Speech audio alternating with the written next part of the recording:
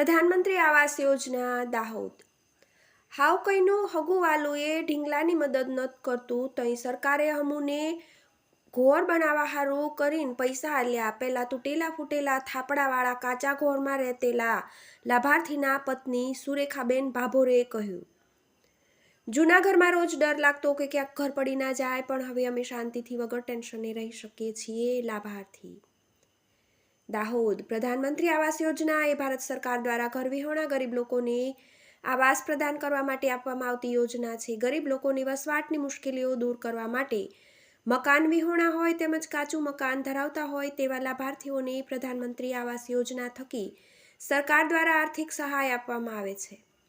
દાહોદ એક આદિવાસી વિસ્તાર ધરાવતો જિલ્લો છે। અહીં મોટાભાગે આદિવાસી લોકો ખેતી પર નિર્ભર છે, તેમજ છૂટક નાની મોટી મજૂરી કરીને પોતાના પરિવારનું ભરણ પોષણ કરતા હોય છે।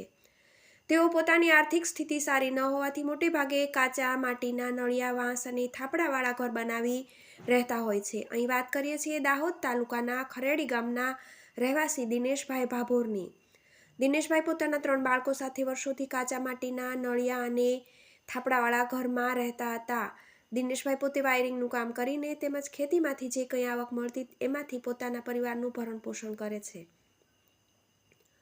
દિનેશભાઈ ભાભોરના પત્ની સુરેખાબેન પોતાની વ્યથા જણાવતા કહ્યું હતું કે હાવ કોઈનું હગુવાલું એ ઢીંગલાની મદદ નહોતું કરતું તઈ સરકારે અમુને ઘર બનાવવા હારું કરીને પૈસા આલ્યા। પેલા તૂટેલા ફૂટેલા થાપડાવાળાને ઘરમાં રહેતેલા વરસાદમાં અમારા ઘરમાં ઘણું પાણી આવી જતું।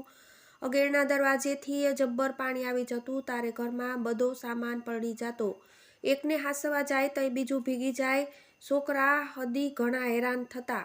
બકરા ગાયોને હાચવવા ભારે પડી જતા। હાપને બીજા ઘણા જનાવરા ઘોરમાં આવી જતા। સુરેખાબેનની આંખો અને એમના શબ્દોમાં એમની ભાવના સાફ નજરે પડતી હતી। તેમને પ્રધાનમંત્રી આવાસ યોજના વિશેની જાણકારી તાલુકા પંચાયત સભ્ય દ્વારા મળી હતી। અમને તેમણે ફોર્મ ભરવામાં પણ દરેક પ્રકારની મદદ કરી હતી। ત્યારે અમને હપ્તાવાળી સરકારે અમારું ઘર બનાવવા આર્થિક મદદ કરી। અમને જૂના ઘરમાં માટીનું હોવાથી રોજ ડર લાગતો કે ક્યાંક ઘર પડી ના જાય, પણ જ્યારથી પ્રધાનમંત્રી આવાસ યોજના થકી અમને પાક્કું ઘર મળ્યું, હવે અમે શાંતિથી વગર ટેન્શને રહી શકીએ છીએ। એ માટે સરકાર સાહેબનો આભાર માનીએ એટલો ઓછો છે। TV18 news Dahod.